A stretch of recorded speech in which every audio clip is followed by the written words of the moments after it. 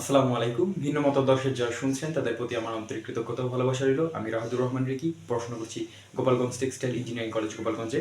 তো আজকে আমরা সবার সেই কাঙ্ক্ষিত সার্কুলার বা সবার আসলে অনেকটার যে স্বপ্ন, সে ঢাকা ইউনিভার্সিটির আইবিএ ইউনিটের ভর্তি বিজ্ঞপ্তি নিয়ে আজকে আমরা কথা বলবো। আইবিএ ইউনিটের ভর্তি বিজ্ঞপ্তি 2025-26 সম্পর্কে। তো প্রথমত আমি একটা বলবো, তোমরা সায়েন্স, আর্টস, কমার্স মানে যে যে ডিপার্টমেন্টের স্টুডেন্ট হও না কেন, এখানে পরীক্ষাটা দিও। মানে এটা আসলে সবার স্বপ্ন। আসলে পরীক্ষা দিলে যে চান্স হবে ব্যাপারটা তা না, সিটও কম, বাট এটা একটা অন্যতম একটা প্যাশনের জায়গা অনেকেরও থাকে। এটা আসলে মানে একটা পশ ডিপার্টমেন্ট যদি বলা হয়, একটা ভার্সিটির পশ ডিপার্টমেন্ট, সেটা এটা ঢাকা ভার্সিটির একটা পশ একটা ডিপার্টমেন্ট। তো আমরা প্রথমে দেখতে পাচ্ছি আবেদনের সময়সীমা। ঢাকা ইউনিভার্সিটির আইবি ইউনিটের আবেদনের সময়সীমা হচ্ছে তোমার 29 অক্টোবর, অর্থাৎ এটা অলরেডি শুরু হয়ে গেছে এবং এটা চলবে হচ্ছে তোমার 16 নভেম্বর 2025 পর্যন্ত। আচ্ছা, তোমরা এই প্রবেশপত্রটা কবে থেকে ডাউনলোড করতে পারবো? প্রবেশপত্রটা ডাউনলোড করতে পারবো 24 নভেম্বর 2025 এবং পরীক্ষা শুরুর 1 ঘন্টা আগ পর্যন্ত। ওকে। এখন তোমার হচ্ছে পরীক্ষার সময় হচ্ছে তোমার 120 মিনিট এবং এই আইবিএ ইউনিটে তোমার আসন সংখ্যা রয়েছে 120টা। ওকে, এখন আমরা জানবো যে এখানে আসলে আবেদন করার যোগ্যতাটা কি। তো এখানে আসলে সেকেন্ড টাইম নেই, অর্থাৎ এইচএসসি 25 ব্যাচ যারা রয়েছে তারা এখানে আবেদন করতে পারবে। এইচএসসি 25। ওকে, আর এখন এরপরে আসি, এখানে তোমার এসএসসি এবং এইচএসসি তে ন্যূনতম তোমার কত পেতে হবে? ন্যূনতম তোমার 3.5 পেতে হবে, অর্থাৎ এসএসসি তে তোমার ন্যূনতম 3.5 পেতে হবে এবং এইচএসসি তে ন্যূনতম 3.5 পেতে হবে এবং দুইটা মিলে তোমার 8 পয়েন্ট হতে হবে, অর্থাৎ টোটাল জিপিএ কিন্তু তোমার 8 হতে হবে, তাইলে পরে তুমি এখানে পরীক্ষা দিতে পারবা। আচ্ছা, এরপর রয়েছে আবেদন ফি হচ্ছে তোমার 1500 টাকা করে। আর এরপর হচ্ছে ভর্তি পরীক্ষার তারিখ হচ্ছে তোমার 28 নভেম্বর 2025 সকাল 10টা।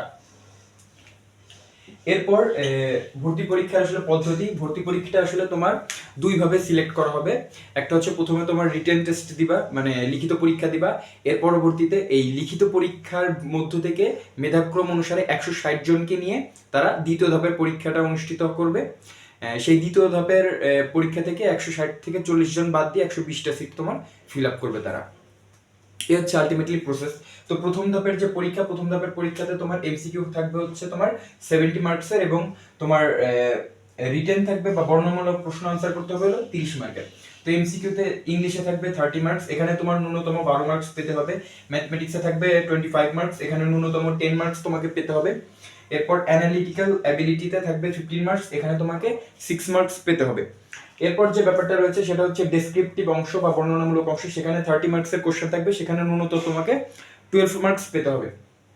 আচ্ছা, এই যে 160 জন পরীক্ষার্থী দ্বিতীয় ধাপের পরীক্ষা দিতে পারবে, এখানে একটা কথা আছে। কথা হচ্ছে কি, তোমরা যে রিটেন পরীক্ষাটা দিলা, এমসিকিউ পরীক্ষাটা দিলা, এখানে এমসিকিউ এর পরীক্ষার অংশের খাতাটা কিন্তু আগে দেখবে এবং খাতা দেখার পরে তোমার এই যে আসনটা রয়েছে এই আসনের সর্বোচ্চ 3 থেকে বা 4 গুণ আসন পর্যন্ত তারা এই ম্যাক্সিমাম তারা করবে, রিটেন খাতা দেখবে। অর্থাৎ সবার রিটেন খাতা কিন্তু দেখা হবে না।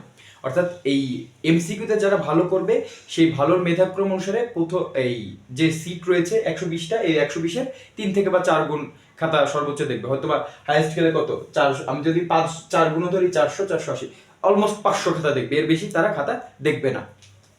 ওকে, তার মানে এমসিকিউ অংশটা কিন্তু খুবই গুরুত্বপূর্ণ তোমাদের জন্য। এরপর এই রিটেন অংশের কথা তো বললাম।